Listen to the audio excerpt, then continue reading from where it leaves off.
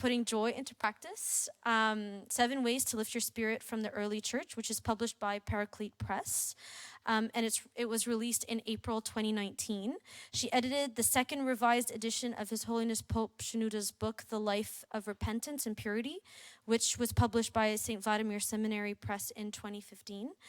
She also blogs, and the blog is called Being in Community, so it's beingincommunity.com. While working as an independent consultant in international development and teaching, she has lived in New York City, Washington, D.C., Cairo, and the United Kingdom. So, this is Phoebe.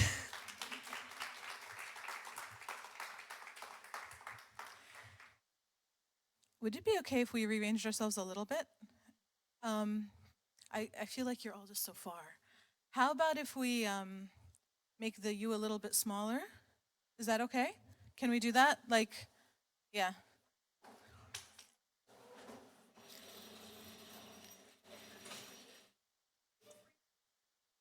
That could work too if you're okay. I just know that people might want to eat like on the table, so it's just a little easier. You could just bring it all in. Yeah.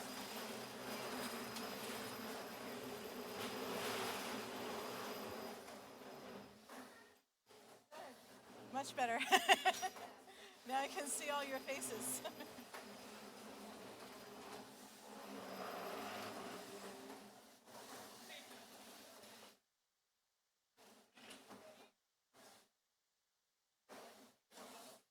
This is good. Better, yeah. Or do you want to talk? Push everybody this way? No, it's okay, so they can see, and then, yeah, I'll walk around. It's okay.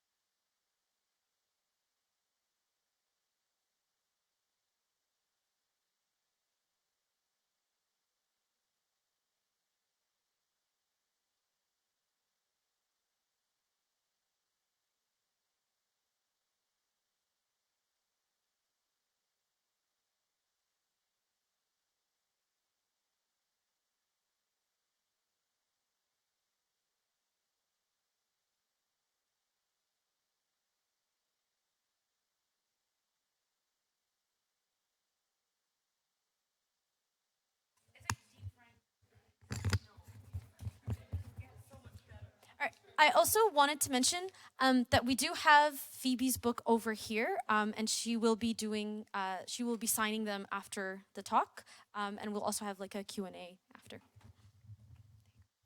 Thank you, Christine. Thank you, Abuna. Who's the one that hooked me up over here? Thank you. You went that way. Thank you, Stephen.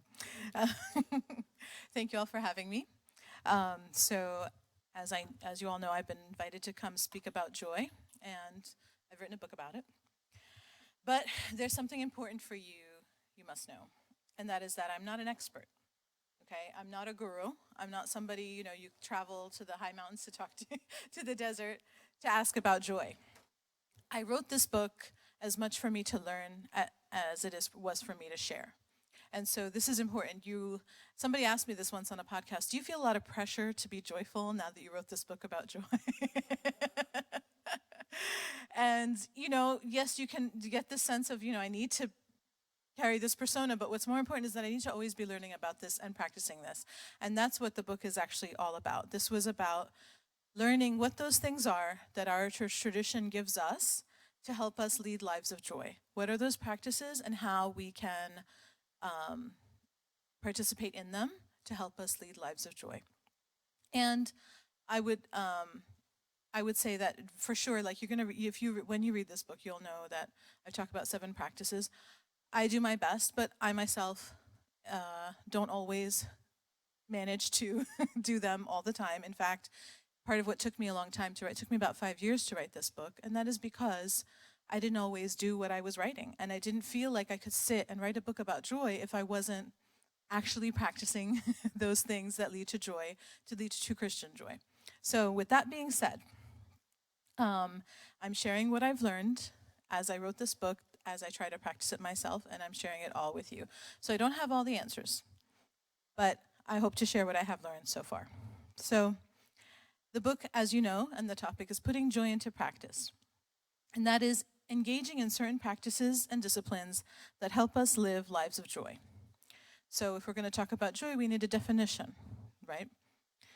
The definition of joy that I share, that I've discovered as I learned about it, is that joy can't be sought after the way pleasures can be. Joy does not happen to us the way happiness can, dependent on circumstances. Joy is experienced in the giving and receiving of sacrificial love. The ultimate sacrificial love, of course, is the sacrificial love of Christ. The ultimate enemy of joy is death. And it is the death and resurrection of Christ that conquered death and gave us all eternal life and the ability to have joy. Without resurrection, there really isn't joy. The true joy, the eternal joy. There is pleasure, certainly, there is happiness, there is some ephemeral joy, but without the great enemy of joy being conquered, that is death, then we don't have this kind of joy. And it was conquered because of Christ's sacrificial love.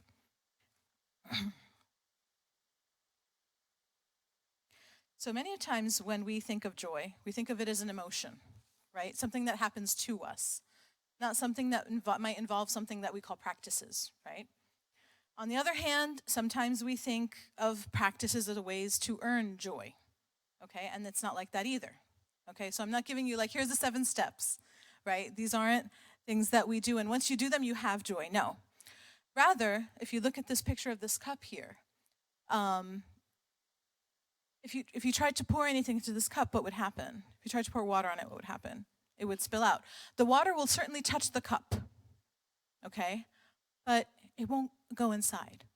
And when we talk about the spiritual practices that our church gives us, we are talking about practices that turn us right side up, that put us in that position, that orientation of receiving the joy that comes from God, that's of being able to be filled with his presence.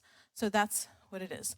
And they position us to receive the joy that comes with our unity with Christ. Or for me, that's the very joyful cup.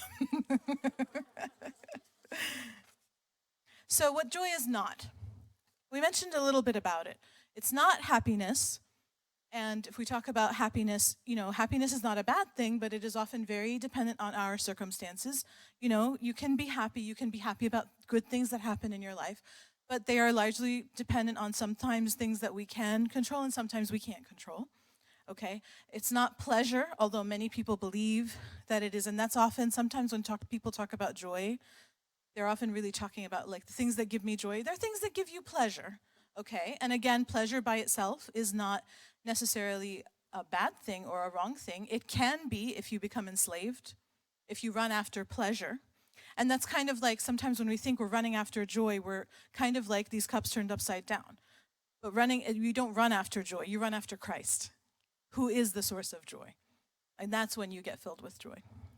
So joy is also not about being cheerful and buoyant all the time, smiling and laughing. That's also not what joy is. And so I don't feel that much pressure. If you don't see me smiling, it does not mean I don't have joy. Rather, according to St. Evagrius of Pontus, who is one of the Desert Fathers, joy is the child of love and peace. It is an encounter, a sense we feel when we are in the presence of God, when we experience his love by giving it or by receiving it, by giving it, or doing both at the same time. So what we're not going to pretend today is that that we should be all these optimists who take life by the horns and walk around smiling all the time and seeing all the silver linings on everything, especially suffering. What we are going to do is talk about some of those practices that lead us to joy even when we are suffering. So to give a quick overview, here are the 7 practices that I share. They're not the only ones. There are more. But if we try to do these, we're off to a pretty good start. They are, number 1, praying the hours. Number 2, visiting the sick. Number 3, repentance. Number 4, giving thanks. Number 5, hospitality. Number 6, arrow prayers. And number 7, singing praises to God. Today I'm going to focus on just one of them. Okay, I'm going to focus on hospitality, which is number 5. Before I do that, though, I need to talk about something that steals all of our joy a lot. It's not social media. What is a huge joy stealer, and one of the barriers we have to real joy, is jealousy. And the seed that starts jealousy is comparison. Even before there was such thing as social media, we had this phrase, keeping up with the Joneses, right? We looked at people around us and we wanted to, whatever somebody else had, we wanted to make sure we had that, whatever that was, because we had to keep up, right? And the world makes it so easy for us. If it was keeping up with the Joneses then, we now have even more ways to compare our lives with other people, okay? Obviously, on our phones, on our screens. But we have our eye on whatever we think is successful and what we want, and we try to copy it, rather than recognizing the immense value in who we already are and what we already have. This steals a lot of joy from us because we never can be these other people. We can only be what God made us. We can only be us. God doesn't want us to be anything other than who he made us. So we look at other people's relationships, marriages, friendships, vacations, houses, career success, physical appearance, and we look around at what we have and we feel a lot of pain because we might not have all those things or that specific thing. And then we start to feel bad about ourselves or even ashamed. So just to give you an example of how this happens to everybody, there's a writing podcast that I listen to. It's called #ImWriting. And they had a show, and it was a very beautiful, honest, and very vulnerable show where the 2 authors were talking about jealousy and how they experienced jealousy and envy of other authors, sometimes even of each other. And it's possible to feel like that twinge of jealousy and also be happy for the person. And they talked about that. But then they gave this example of somebody who would be considered by all measures the most successful writer around, Stephen King. Now, Stephen King, you know that there's this thing called literary agents, like people who try to sell your book to publishers and they get a little bit, it's kind of like real estate, except for literary agents, if Stephen King just breathed, they would represent him. He doesn't have to write book proposals, Stephen King. He has got movies, major motion pictures made out of his books. He's a bestseller, no matter, once he writes something, it's a bestseller. But they heard him speak with some bitterness about the fact that he had never won a Pulitzer or the Man Booker Prize or any one of those very famous literary prizes. Even Stephen King, one of the most successful authors there is right now, can feel jealous, can feel like somebody else has something more than what he has. Okay? So if Stephen King can feel jealous, this is something we all experience. And this is something that prevents us from doing what is a practice that can lead us to a lot of joy. It kind of paralyzes it, and that is that if we want to open our doors to hospitality, we kind of expect that we have to do this, right? We look at all those beautiful magazines, right, with the beautiful spreads of these beautiful houses and entertaining, and we confuse biblical hospitality for entertaining, okay? And this is one of the problems. Our house has to be clean, spotless. We have to have a whatever. I don't even know what are these things? Place. So you have to have your place setting, and then this one is even Relben. No, there were some that were these really long tables with floral arrangements, and you look at these and you think, I can't invite people over to my house. It doesn't look like this, okay? Even more if you have young children, forget it, right? And so, or even if you don't, but say your house is little, say your dining table can hold only half of this, right? So this kind of comparison can make us feel like we can't open our doors to other people because we confuse this idea of hospitality with this comparing ourselves with what others have and being worried that people are going to come in and judge us, look around and see something maybe different than we wanted them to think about us, perhaps, maybe different than the world we put on social media, like the kind of facade we created for ourselves. And then if we let them in, it might be something different than what we wanted them to imagine us to be. And so this is one of those first things we have to kind of confess about and repent about before we can consider what it means to open our doors to hospitality. Okay.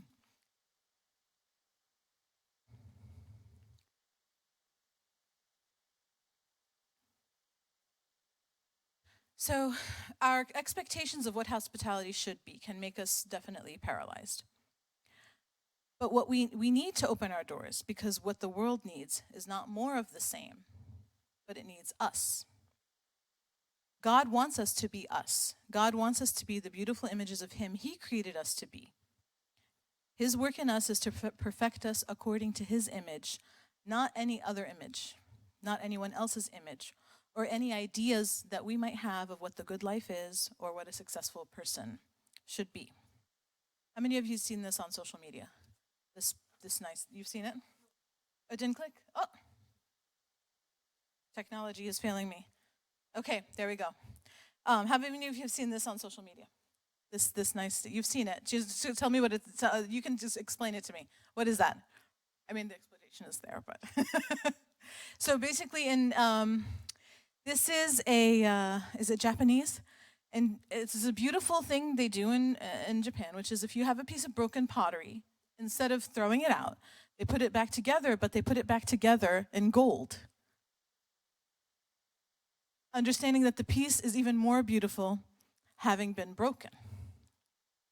So let's think about that. And I love the idea of this bowl too, because when you think about hospitality or you think about inviting somebody over, you often think about a meal. And this bowl that was broken is now even more beautiful than it was when it was brand new and perfect, right? And when we open our doors to hospitality, what we have to offer is our vulnerability, our brokenness, our authenticity, who we really are. So before I get into the practicality of this, we need to go back a little bit, talk about hospitality is an essential part of Christianity. The earliest Christians were known for their hospitality. This icon shows Abraham welcoming the 3 visitors that turned out to be the heavenly visitors.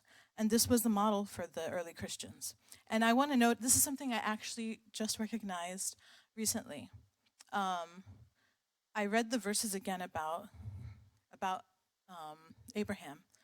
And he hosted them under a tree. Like he didn't even, I mean, he could have brought them into his tent, I guess, but there was no fancy anything. The 3 visitors came, they sat under a tree, he brought the food, and that's where they hosted. No fancy place settings here, no flowers in the middle, just the great tree that was probably planted there long before he was even born, okay? So, and then what happened is he entertained angels unawares, right? That's the saying about Abraham entertaining the angels. Some say that they even represented the Trinity. So the earliest Christians saw this as a model that whoever comes could be sent by God or God himself. Further, in addition to opening their homes to those who were traveling who had no home, it was part of the fulfillment of Christ's words in Matthew 25. I was hungry and you fed me. I was naked and you clothed me. So the early Christians took this seriously. Hospitality was serious business for them. In addition, traveling in those times, in those first centuries, was dangerous. Okay, there is an author named Amy Odin who wrote a wonderful kind of like a textbook almost. It's called "And You Welcome Me," a source book on hospitality in early Christianity. And in it, she actually collects some historical writings and some of the fathers on hospitality. And here's how she described the dangers of traveling. The hardships of the travelers are listed as attacks by brigands, hunger and thirst, marshy ground, lacerated feet, sinking in a swamp, wading through a rising river, being chased by robbers, a capsized boat, running aground, exposure to rain and hail, and last but not least, crocodiles. Okay. Now, I've been listening to the audio books of the Little House on the Prairie series. Anybody ever read those books or watched the movie? Or, this was just in the 1800s, and it was dangerous to travel then. So if you can imagine the year 100, how truly dangerous travel was. In addition, traveling alone was even more dangerous. You know the story of the Good Samaritan, right? He was a great example of what could happen when you travel alone. You could be burglarized and left for dead, literally. And you're at the mercy of whoever walks past you. Hospitality was an offering and often an act of mercy to those in need of a place to rest. At a time when, if you're traveling, there was no app called Airbnb or hotels.com. You were at the mercy of where you went, and the early Christians took this seriously. In fact, I recently learned that there were some pagans who took advantage. They would figure out where the Christians lived because they knew that they would be taken care of if the Christians, if they could find them. And the Christians took care of them because hospitality was a serious thing. However, how many of you know about the story of Saint Pachomius, how Saint Pachomius became a Christian? So Saint Pachomius, does anybody know who Saint Pachomius is? Raise your hand if you know who Saint Pachomius is. Okay, you know who Saint Pachomius is. Okay. Saint Pachomius is one of the early monastic fathers. He is the founder, so you know Saint Anthony, right? You don't know Saint Anthony, and he was a hermit in the desert, okay? So the hermit kind of monasticism was one kind. There was another kind that was community monasticism. Saint Pachomius was the founder of community monasticism. And this is important for you to know because Saint Pachomius wrote a monastic rule called the Pachomian Koinonia. Many Western monastic traditions, such as the Benedictine tradition of the Catholic Church, is based on Saint Pachomius Koinonia because they went and they saw the Egyptian desert fathers living in this way, and they modeled their rule after the Pachomian rule. Okay? Saint Pachomius became a Christian because he was a soldier, and when him and his army alighted in an Egyptian town of Thebes, Thebes, Thebes, the people there opened their doors of hospitality to them. This is how Saint Pachomius became a Christian. He saw the Christians open their doors, and he became a Christian, and here we are. Okay, so this was serious stuff. All right.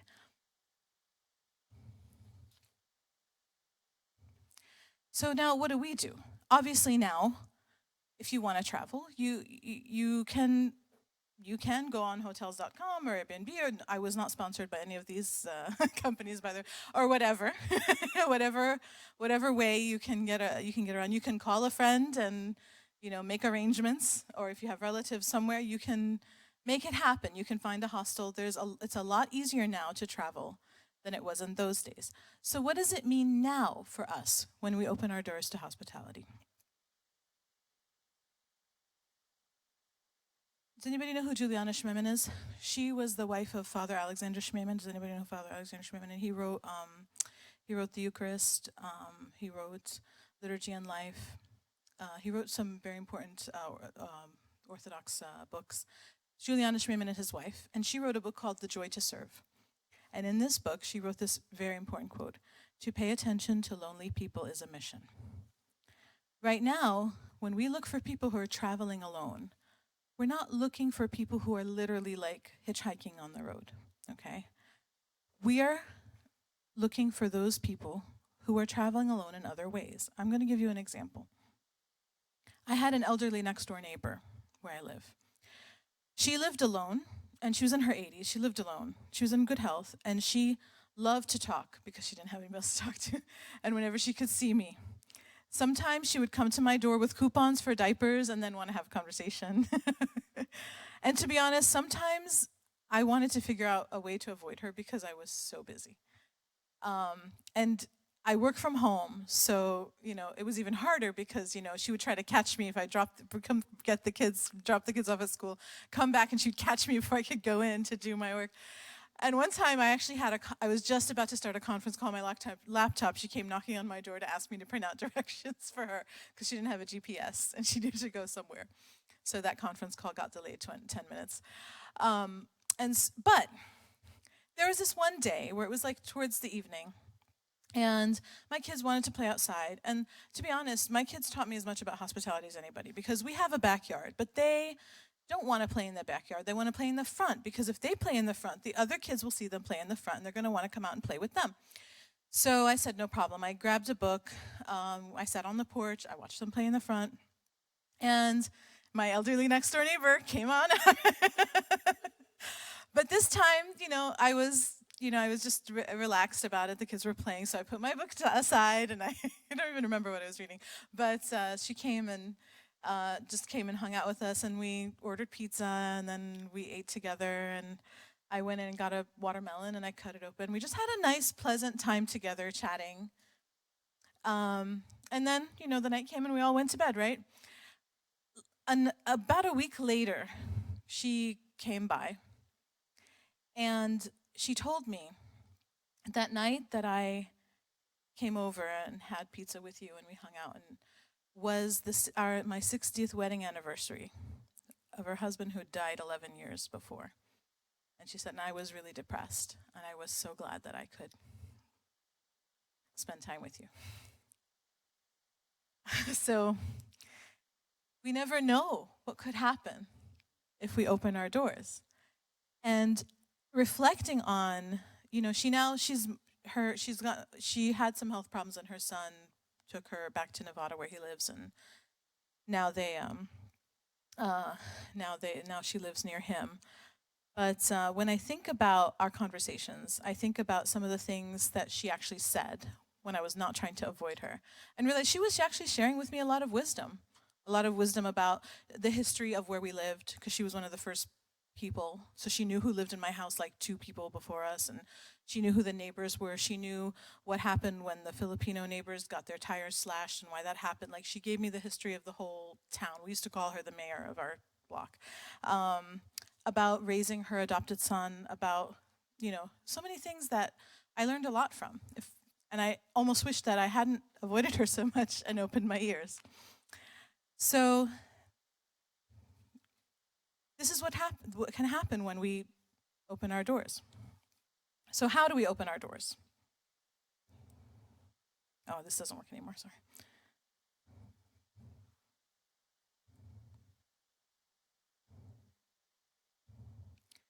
How do we open our doors, since it's physically safer to travel?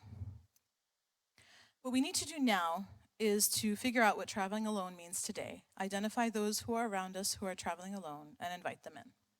So, for example, there is my elderly next door neighbor who lives alone, right?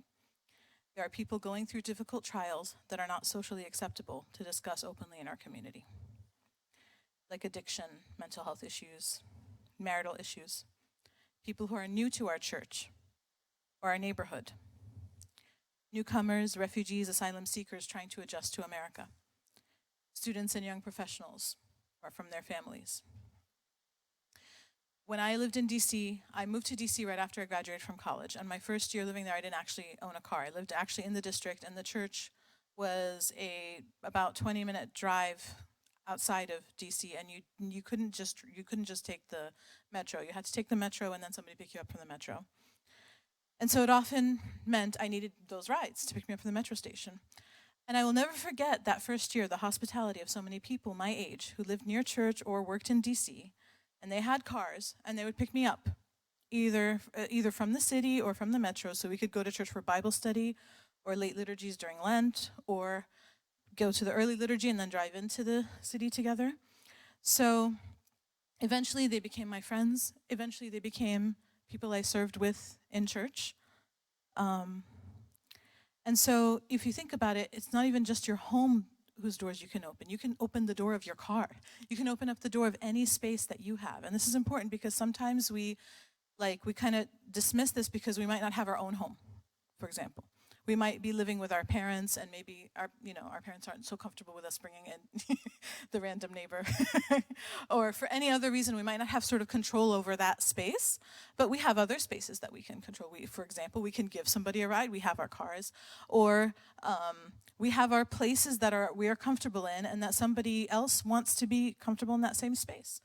So like, for example, this meeting, maybe there's somebody new that you'd like to bring to this meeting, and it might be too intimidating for them to just come, but you could say, my favorite coffee shop is just up the block. Let's meet there an hour ahead of time and hang out, and then come. They're going to feel a lot more comfortable here when they have somebody they've known an hour longer than anybody else here, right? So that's one way to open those doors. Okay, but if you do have a place where you can open your door, even if it is as big as this, little foyer, that is a place that is appreciated. Okay, that is a place that I remember when I first got married, we had this little studio, and we managed to fit. We would brag about it, like how many people could we fit for dinner, and I think one time we managed to get 28 people into a 700 square foot. Not meter, foot studio. And it was fun. And we didn't know it at the time, but in a sense, we were looking for those people who were traveling alone. And at the time, just like us, we were newlyweds. We were, although I had lived in the area for a while, my husband hadn't. And so we also were just as much in need of those who came to visit us as as they were in need of us. So hospitality is about letting people into your space. Now, if you have pen and paper, I want you to think about this question of who is traveling alone. If you don't have pen and paper, take out your phone and think about a person with a name of who might be traveling alone. Are there other examples? Can you give me examples of what else? I gave you a few examples of people traveling alone. Are there other examples you might think of? Those traveling alone, those who are kind of sojourning in this life in a way that can be quite lonely. Okay, somebody who just got divorced. Yes. Anyone who's single. Being single can be a struggle, especially in a community that kind of expects you to get married, and we don't know if that's going to happen, so it can be a real struggle. Yeah? What else? Yeah. Somebody with a mental or physical disability, or a caretaker of somebody who's suffering as well.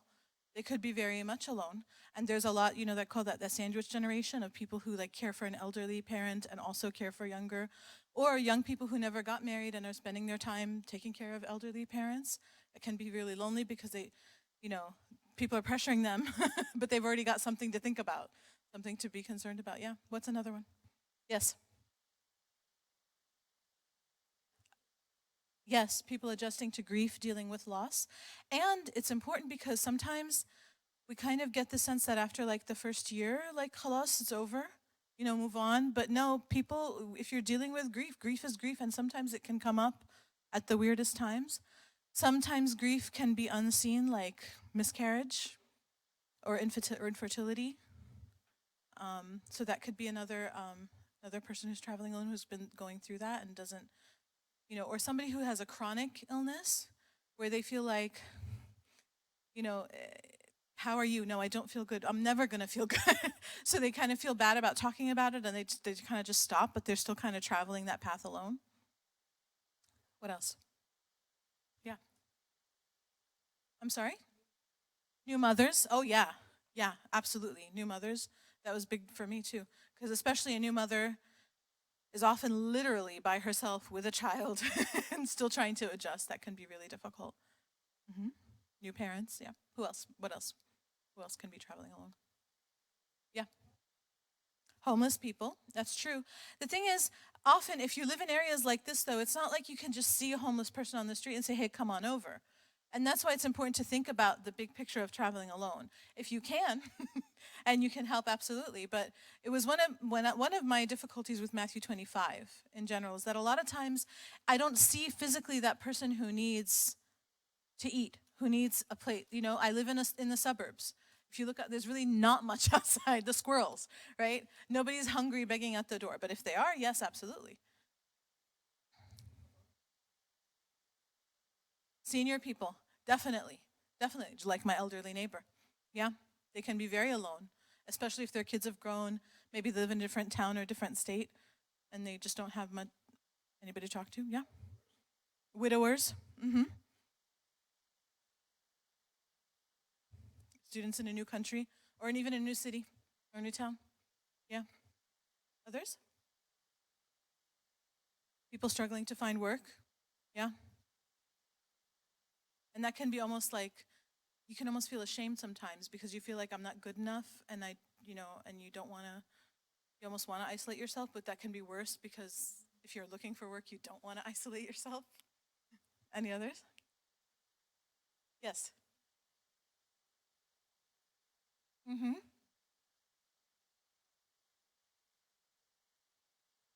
Yeah. And that's the opposite of what they need, right? And so it's our mission to seek loneliness. What was that, the quote again? Paying attention to lonely people is a mission. You're right. Yeah. Anybody else? Oh, yes.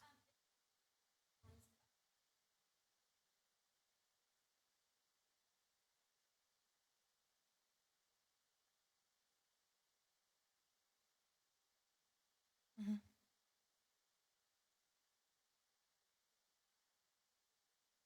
Mm-hmm. Mm-hmm. Yeah. Yeah. Yes. Uh-huh. Mm-hmm. Yeah. So let me repeat them in case. So there was the people who come to church and they don't necessarily find a group to kind of hang out with, and parents who are at home alone with their kids over the summer. Newcomers, and that's a lot happening. Okay, and sometimes, sadly, sometimes we see newcomers as sort of a burden on the church because of all the economic needs, but actually newcomers are an opportunity for us to open our doors, to share. And they're an opportunity for us to learn too. They have a lot to share. In my book, I share a story of a woman who did this wonderful thing for newcomers. The church that I was in had a lot of services for newcomers. They had a clinic. They had a legal clinic. They had a health clinic. They had people who would help them find apartments. People would help them get furniture. You know, but what she did was something so simple. She would have like this monthly thing, and she'd call it her kushari night. She'd make a big thing of kushari, okay? Nothing pricey, nothing expensive, but it was a taste of home. She'd make a big vat of kushari, some paper plates, plastic spoons and forks, and get all the newcomers that came that month and bring them over and just sit down and ask them to tell their stories about why they came to America. Yeah. And she said people would come and they would cry, they would laugh, and for the first time they would feel like they were human beings, not clients. That they're here, that they have a story to tell, that they're a complete person.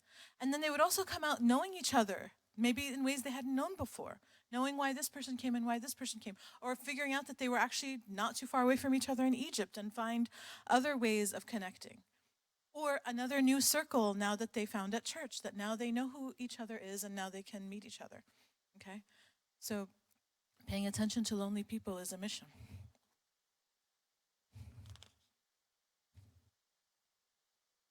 More than it's a mission, as St. John Chrysostom said, opening the doors to hospitality is receiving Christ himself. And I just wanted to share this quote. Observe the hospitality here spoken of is not merely a friendly reception, but one given with zeal and full of life, with readiness and going about it as if one were receiving Christ himself. The widows, and by the way, in the early church, the widows had a special ministry of opening their doors to hospitality, should perform these services themselves, not commit them to their handmaids. So the widows he's talking about are rich widows. They have handmaids. But he said the widows are supposed to be the ones washing the feet of their visitors. For Christ said, if I, your master and Lord, have washed your feet, so you also ought to wash one another's feet. So to this degree, even the wealthy people, they didn't sort of delegate the job of hospitality to their servants. No, they were the ones who were supposed to do the work of hospitality because they were receiving Christ himself. Hospitality is not charity. Again, I'm quoting Amy Oden. It may or may not be possible to alleviate another's suffering or improve another's situation. The success of hospitality, however, does not depend on end results. Rather, the success of hospitality is measured by the degree to which one offers one's genuine presence with another, to fully enter another's world and dwell with another. And that's really important because sometimes when we do a practice that will lead us, that is like a joy practice like this, it doesn't mean that necessarily that opening doors will always be pleasant or even enjoyable or even transformative. You know, like I mentioned my friend and those cushiony nights. Not every visit is going to be like that. They might be boring. They might tell the same story over and over again. Okay? There might be a host of you maybe just didn't connect like on a friendship level. But it doesn't matter. Because what matters is not that you have fun, because remember, joy is not happiness. Joy is not pleasure. What matters is that you open the doors to this person, and this person is Christ himself. And let's think about this vision of hospitality here. Okay? This is an icon of Martha and Mary and St. Lazarus, okay? And they're one of those people that literally open their doors to Christ. And it used to bother me a lot that Martha wasn't taken as seriously because, you know, this icon is deceiving. Jesus often didn't visit people by himself. It was him with at least 12 other people, okay? So she's working and cooking and preparing and telling the servants to do this and that for at least 13 people, if not more, because it wasn't just the 12 that followed Christ. It was often many, okay? So this was a lot of work. And she was serving them, and serving the one who comes to visit is important, right? Just like St. John Chrysostom said, they should wash their feet, right? They should wash the visitor's feet. They should offer them a meal, okay? So why was Martha the one in the wrong here? It used to bother me so much until I finally figured it out. Her problem was when she opened her home to Christ, she was trying to serve Christ when what was needed was for her to be in his presence. Hospitality helps us experience joy because in practicing hospitality, we are in the presence of Christ. The one who we open our doors to, when we say this person is Christ, that means that we're not doing them a favor. They are doing us a favor, really. They are Christ himself. And therefore, Mary sitting at his feet is what we should be doing. We should be sitting at the feet of that person and learning whatever it is that we might need to learn.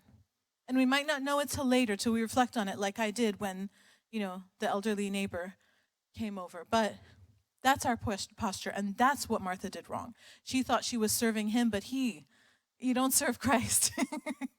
He was there for her. So to sum it up, here's some practical ways to offer hospitality. Number 1, prayerfully consider the reasons why you might hesitate to open your doors and work on those reasons with your spiritual father. So whether it's jealousy or concern, whether it's a more legitimate reason, work on those reasons. Number 2, start paying attention to who specifically is traveling alone in your community and offer them hospitality. Number 3, when you open your doors to your visitor, focus on listening and being present because you're opening the doors to Christ himself, in whose presence is fullness of joy. Any questions?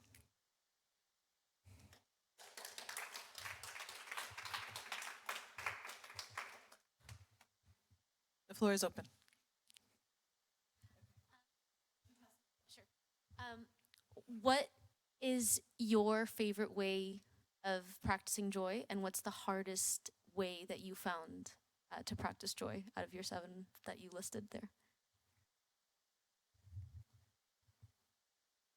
Okay, before I answer that, does anybody have a question about hospitality specifically?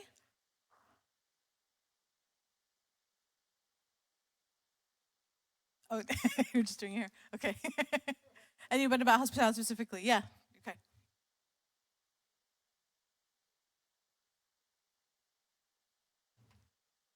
So when you were comparing the story of Martha and Mary, you were saying Like, the thing that Martha did wrong was she was trying to serve Christ instead of being in his presence. Sometimes it's hard to draw that line between trying to actually do the practicalities of the service that you're doing or the service that you took on, while also like maintaining being in the presence. Do you have any suggestions on how to practically figure out that balance?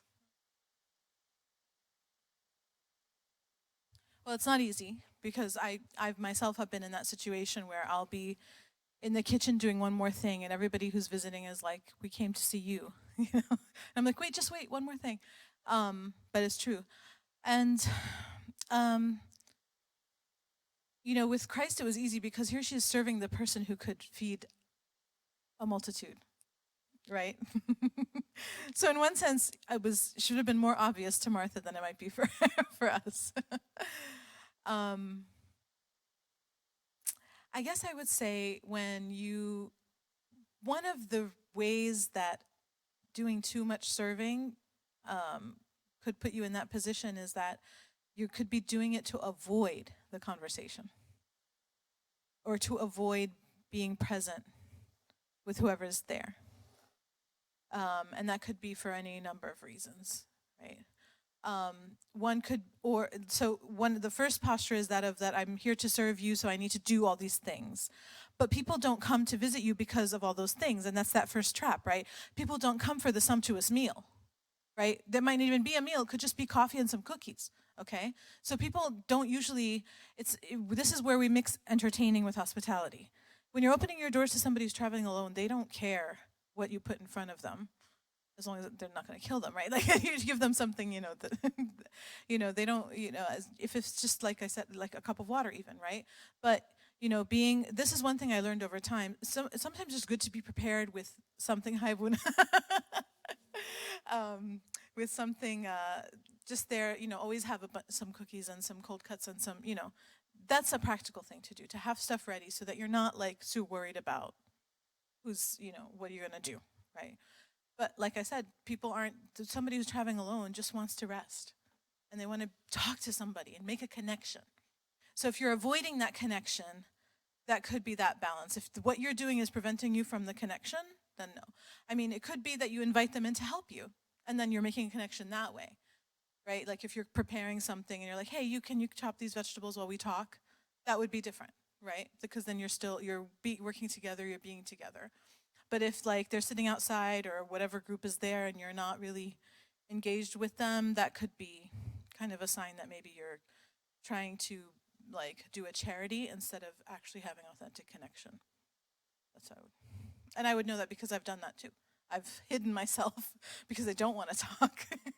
But that's what they're here for, right? Any other questions about hospitality specifically?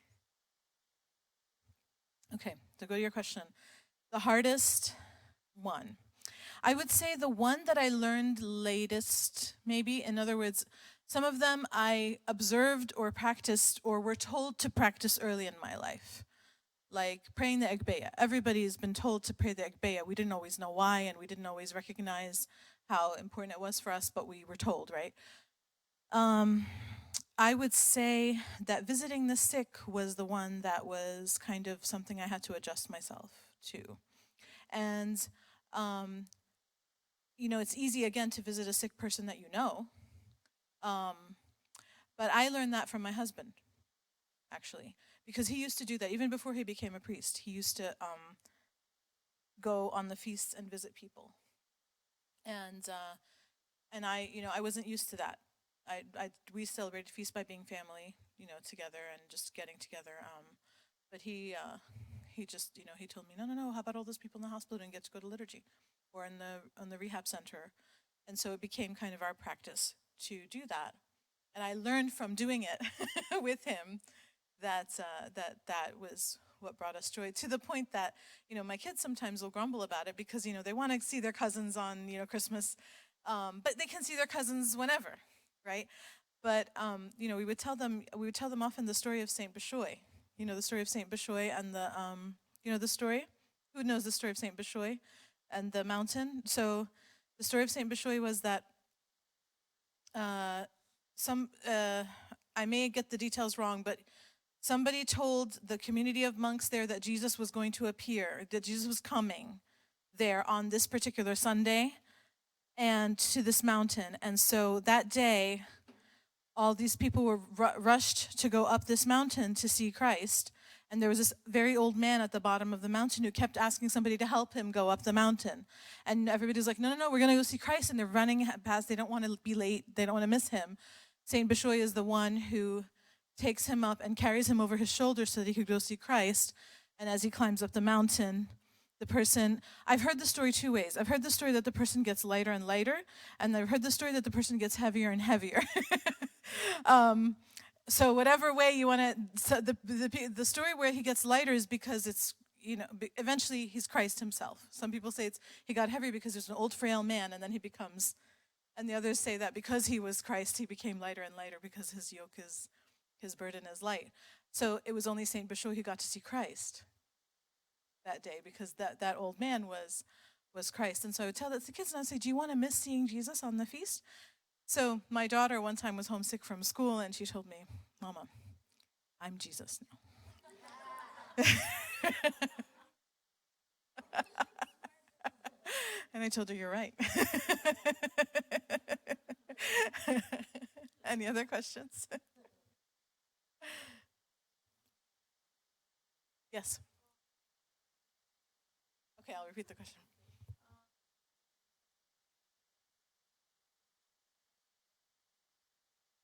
Yeah, it's a normal human emotion, but we can choose. When you feel it, you can choose to either feed it or to put a stop to it or to turn it into something. So for example, you can feel jealous. You can be happy for somebody and also feel a little jealous. Say, for example, you're applying for college or applying for jobs, and your friend gets a really great job and you haven't found work yet. You could feel a little jealous because you want to have a job. But what you can do is, instead of sometimes what will happen is you'll turn that jealousy into, well, that's not fair. How come that person got that job and I didn't, right? How come I'm just as good? Then it turns into, like, you could feed it the feeling by turning it into resentment, anger towards the person. But what you could do instead is turn it around a little bit and say, okay, I feel jealous. Why do I feel jealous? Because I don't have a job yet. But I'm not going to turn that into resentment for that person. Maybe I'll pray for them to do well in their job. And then I pray for myself and ask God to open the doors for me, to open to what I need when I need it. So yeah, it's true. Just like when you go through, like, I've seen these vacation pictures and I'm just like, I really would love a vacation on that beach. I'd love it. And I would pray for their safe return. And I would pray, God, maybe one day you'll let me have a vacation on the beach like that. So that's where you can kind of see it and recognize it. Or like those writers that I mentioned, they confess to each other. Sometimes I get jealous when I saw your book on the bestseller list and my book was not on the bestseller list. It happens. But, you could turn it around and still be happy for them and pray for them. Or you can feed it with resentment and become angry and start comparing yourself. And that's probably where it is. It's the comparing that we start to get into the kind of angry, the jealousy that turns into anger and resentment and takes away our joy. Yes? So I could totally be wrong here. I probably am for the most part. But the way I always do it is if I say someone achieves something that I want to achieve, I always use it as motivation. I'm like, we're both human. If you can do it, so can I. And I just turn it into motivation. And that's really so I'm a very driven person. That's the way I operate. Like, I have a goal, I have blinders on, I just go for it. And that's the way, and that really works for me. That's a great point. You can turn it into something that makes you work harder. Or look at that person and say, well, maybe they have something that I could emulate and therefore also do better. So look at them more as a model. They got a great job. What do they have? Maybe they studied a little bit harder, or they took a certification I didn't take. Well, maybe I need to just do that, right? So that's another way, definitely. Good point. Anybody else? Question? Would anyone like to add anything? Okay. Well, thank you so much for having me. I have a little, you don't have to buy the book if you don't want to, but do come up and say hi, and I have some nice bookmarks here that were printed in the Boromos Monastery in Egypt, and there's this beautiful quote from St. Anthony the Great: "Our life and our death is with our neighbor. If we gain our brother, we have gained God, but if we scandalize our brother, we have sinned against Christ." So come up and take a bookmark and say hello. And thank you again.